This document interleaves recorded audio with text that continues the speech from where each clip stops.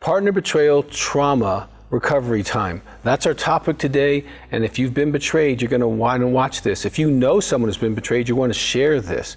Now, if you've yet to subscribe to our channel, please do. If you have a question, please put it in the box. We want to hear from you, and we want to get into this topic. Partner betrayal trauma is when you're in a marriage or a long-term relationship and the other person commits some kind of infidelity, be it pornography, be it emotional affairs, be it sexual affairs, prostitutes, sex services, online chats, whatever it is, there's a level of unfaithfulness that you get traumatized by. And our research shows that doesn't really matter what the trauma is as far as what they do, even if it's neglect. If they're an intimacy anorexic, they withhold love from you, withhold praise, they're too busy for you, they blame you. And if you don't understand that word, Google it. There's lots of information, or look at our YouTubes on that. But if that's the case, you've been betrayed by neglect and then hit with the betrayal, which makes matters worse. So the timeline is going to be unique to you. There is not a cookie cutter because there's too many variables. Your own personal resilience is a variable, okay? If you've been traumatized in the past and haven't dealt with those traumas, it's going to aggravate that. It's going to take longer because you have to go and dig into those things and heal from those as well, which can be the gift of this trauma to you, is to clean that stuff up, okay? Another factor is going to be if you know the truth. Now, we do polygraphs all the time.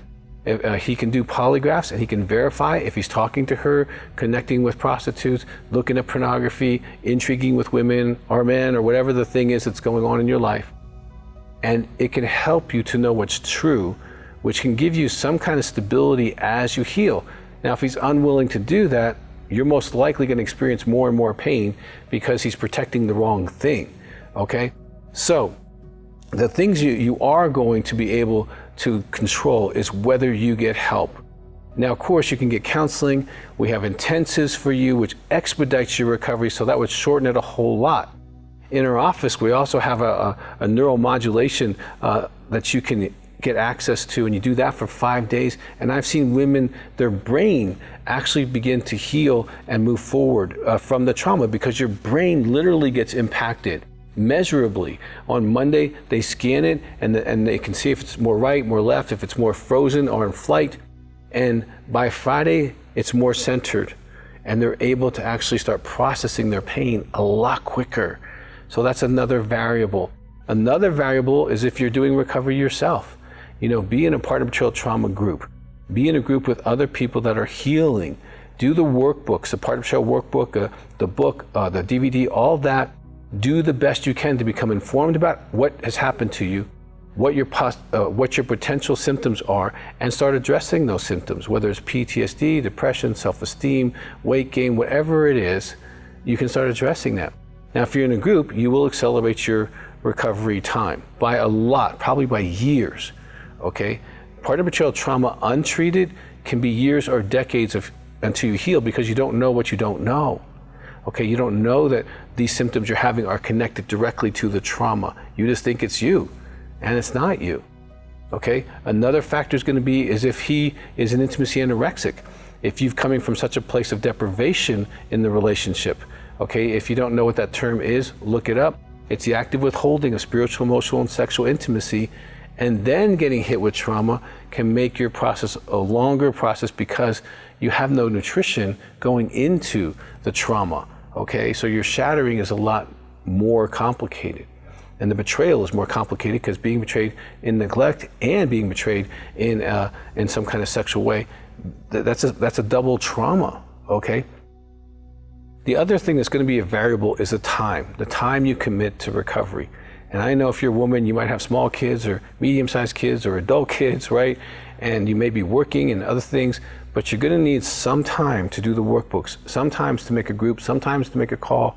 And I would plan on 6 months to a year of actively and aggressively doing these things so that you expedite your recovery.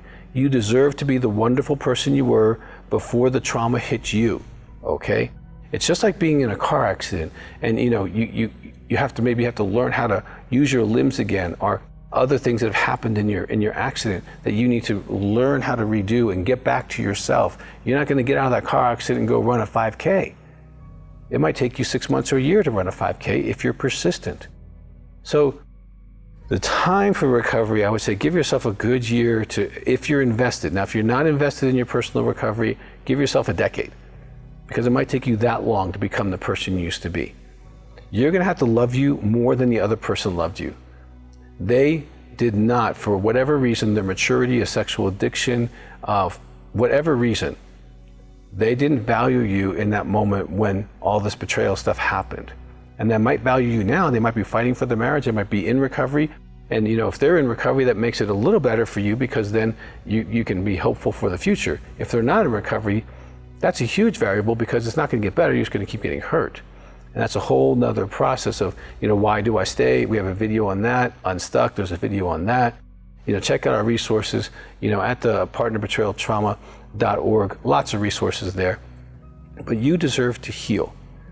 And your intentionality is the number one variable on how long your timeline is going to be. Now, I've worked with over 5,000 women. The ones who do the recovery work in the beginning and stick with it heal the fastest, the most thoroughly, and they regain their value, and they get their equilibrium back on who they are, and they get their life back regardless of whether he decides to heal or not. So you can be that woman, you can be that person, you can heal.